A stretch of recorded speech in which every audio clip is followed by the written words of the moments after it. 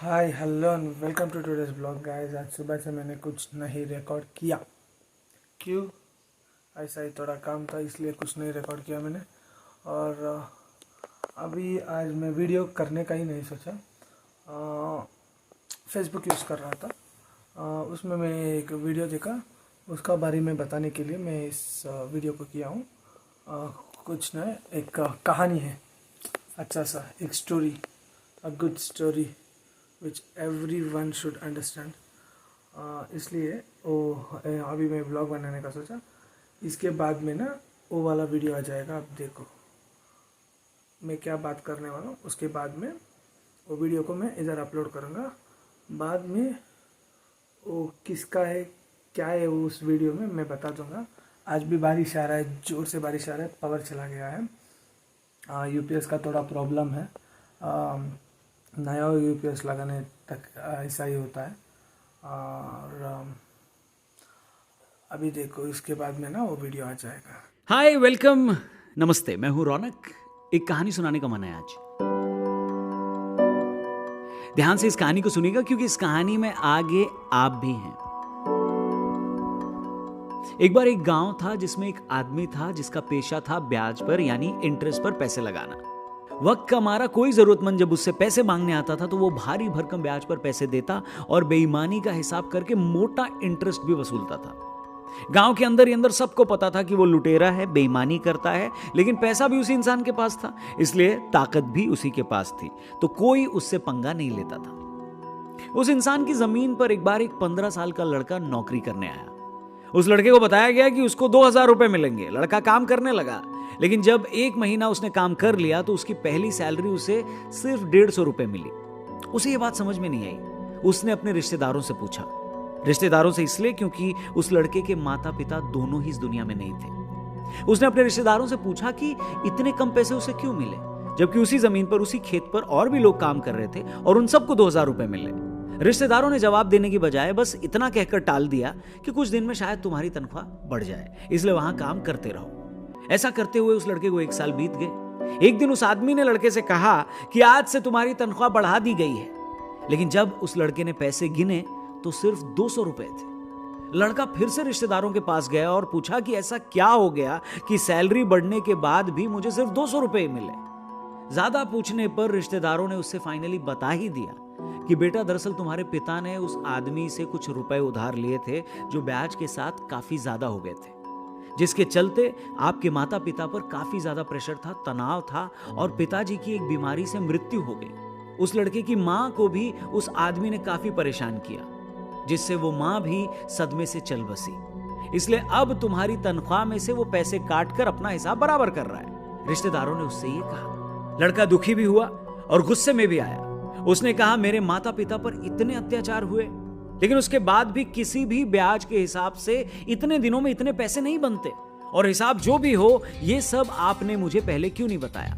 रिश्तेदारों ने जवाब दिया, बेटा 2 बातें हैं। एक तो उस आदमी को इस गांव में सभी अच्छा आदमी मानते हैं, क्योंकि महीने में वो एक बार बच्चों को कॉपी और पेंसिल बांट देता है, साल में एक बार राशन बांट देता है, धर्म कर्म का काम करता है। कौन मानेगा कि वो बेईमान है।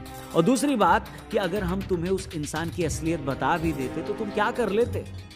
इस पर उस लड़के ने जवाब दिया कि कोई हमारी बात नहीं मानेगा, इस डर से क्या हम सच जानना और सच कहना छोड़ देंगे, और कुछ कर क्यों नहीं सकते हम उसके खिलाफ। कल उसके अकाउंट्स, उसका बही खाता चेक करूंगा और सबको बता दूंगा कि उसने अब तक कितनी बेईमानियां की है। रिश्तेदारों ने उस लड़के को गले से लगा लिया और कहा कि बेटा, तुम्हारी हिम्मत देखकर मुझे विश्वास हो गया है कि तुम उसकी बेईमानियों का हिसाब कर सकते हो। जाओ, विजयी भव। सो ये थी अब तक की कहानी। ये कहानी अभी खत्म नहीं हुई है, अभी भी जारी है। लेकिन क्या वो लड़का उस इंसान के खिलाफ विजयी हो पाएगा? क्या उस लुटेरे का सच पूरे गांव को बता पाएगा? ये तो वक्त ही बताएगा। लेकिन आप इस कहानी का एक अहम हिस्सा हैं। कैसे? ये जानने से पहले ये बताइए कि इस कहानी में आपके हिसाब से सबसे बड़ा दोषी आप किसको मानते हैं? उन माँ बाप को जिसे जरूरत पड़ने पर बच्चे को पालने के लिए उस इंसान से उधार लेना पड़ा, या फिर उन रिश्तेदारों को जो बच्चे के माँ बाप को उस दरिंदे के हाथों खोने के बाद अब बच्चे को नहीं खोना चाहते थे, इसलिए उस लड़के से उन रिश्तेदारों ने सच नहीं बताया और सिर्फ टालते गए। या फिर दोषी मानेंगे आप उस लड़के को जिसने ये सोचा कि सच चाहे कितना भी पुराना हो उसे दुनिया के सामने लाना जरूरी है और उस लुटेरे के बारे में पूरे गांव को बताना जरूरी है? या फिर आप उस शैतान को, उस इंसान को दोषी मानते हैं जो लाखों की वसूली में से हजारों का दान करके अपनी अच्छी इमेज बनवा रहा था और अपनी नाजायज ताकत के दम पर सबको रौंद रहा था? क्या लगता है इन सब में आपके हिसाब से सबसे बड़ा दोषी कौन है? वेल, करंट सिनारियो में देश के एक प्रसिद्ध धार्मिक और सांस्कृतिक नगरी काशी में ऐसी ही एक कहानी चल रही है। वहां शिवलिंग मिलने के दावे से तो यह तय हो गया है कि वहां भोले बाबा विराजमान थे और किसी आक्रांता ने उन्हें जमींदोज कर दिया था।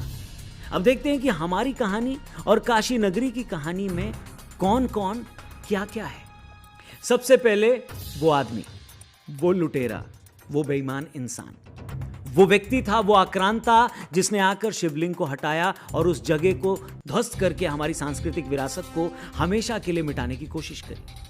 लेकिन उसके डर और लालच में आकर तब किसी ने कुछ भी नहीं कहा। दान धर्म की बातें करके उसे सदियों तक महान बताया गया। उस कहानी में जो रिश्तेदार हैं वो हम सब हैं, हमारा समाज है, जिस समाज ने हमेशा इस सवाल का जवाब देने में आनाकानी की कि आखिर सच क्या है।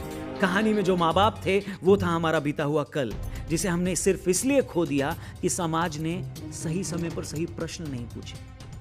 और वो लड़का है ये पूरी प्रक्रिया, यानी वो पूरा प्रोसेस जो अब हुआ है, जिसने हिम्मत दिखाई सच को सच कहने की। यकीन मानिए, भारतीय संस्कृति के कुछ टुकड़े जो जमीन के अंदर दबे अपने इतिहास और भारत के वर्तमान पर सिसक रहे हैं, उन टुकड़ों को उनका आज देना हमारा काम है।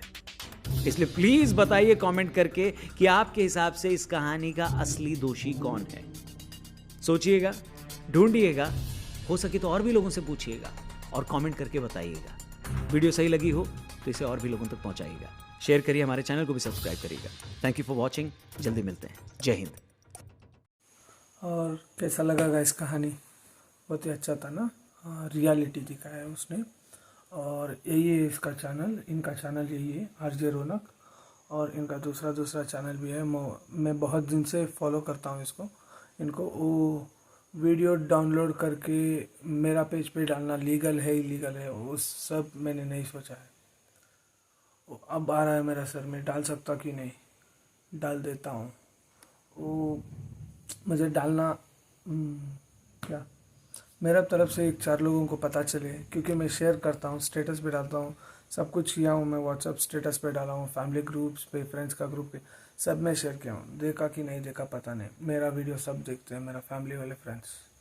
एक 50 लोग है, उस 50 लोग तक रीच होने दो, अच्छा है ना। और क्यों मैं ऐसा स्क्रीनशॉट डाला हूँ साइड में, मुझे लिंक देना अभी नहीं आता है, इसलिए मैंने साइड में दिया हूँ। और उनका चैनल पे जाओ, और भी ज़्यादा आपको वीडियोस।